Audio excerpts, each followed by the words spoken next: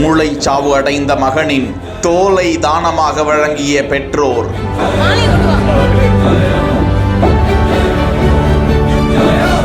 மூளைச்சாவு அடைந்த கிஷோர் என்ற 11 வயது மாணவன் உள்ளதிலே பெரிய ஆர்கனாகிய தோல் சிறந்த உறுப்பு தானமே அது ஒரு 10 வயது மாணவனுக்கு கொடுக்கதாக அவங்க முடிவு செய்திருந்தார்களாம். தானத்தில் சிறந்த தானம் தோல் தானம் என நெகிழ்ச்சி வார்த்தைகளை கூறிய மருத்துவமனை முதல்வர்.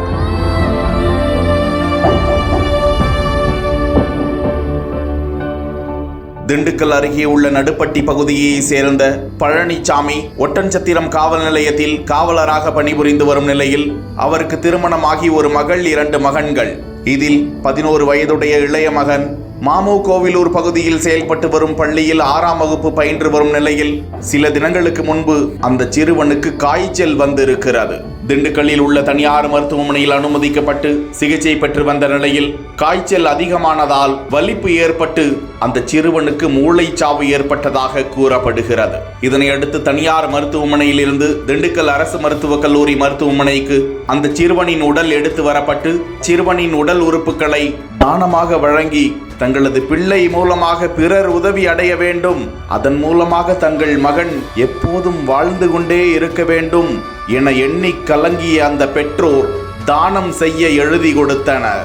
இதனைத் தொடர்ந்து அந்த சிறுவனின் உடல் சென்னை மற்றும் மதுரையிலிருந்து வந்த சிறப்பு மருத்துவர்களால் ஆய்வு செய்யப்பட்டு அந்த சிறுவனின் இதயம் உள்ளிட்ட உறுப்புகள் வைரஸால் பாதிக்கப்பட்டிருக்கலாம் என்ற நிலையில் அவரது தோலை அறுவை சிகிச்சை செய்து பிறருக்கு உதவிடும் வகையில் எடுத்திருக்கிறார்கள்.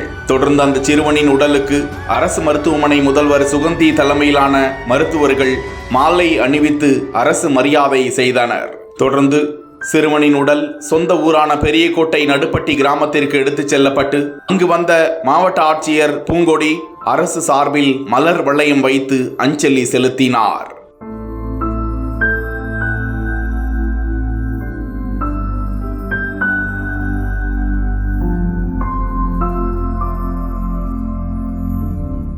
மூளைச்சாவு அடைந்த கிஷோர் என்ற 11 வயது மாணவன் மூளைச்சாவு அடைந்த நிலையில் இங்கு அனுப்பி வைக்கப்பட்டார்.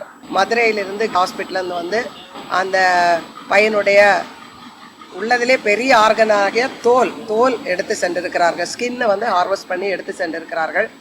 அது ஒரு சிறந்த உறுப்பு தானமே. எனவே தங்களது மகனின் உடலில் உள்ள அந்த தோல் பகுதியை உறுப்பு தானமாக கொடுத்து ஒரு பெரிய ஒரு தானத்தை செய்து வந்த அந்த பெற்றோர்களுக்கும் குடும்பத்தினருக்கும் எங்கள் மருத்துவக் கல்லூரி மருத்துவமனை சார்பில் நாங்கள் நன்றியை தெரிவித்துக் கொள்கிறோம். அது ஒரு 10 வயது மாணவனுக்கு கொடுக்கதாக அவங்க முடிவு செய்திருந்தார்களாம். அங்கிருந்து என்ன தகவல் வந்தது என்று கரெக்டான தகவல் எங்களுக்கு கொடுக்கப்படவில்லை அஃபிஷியலாக.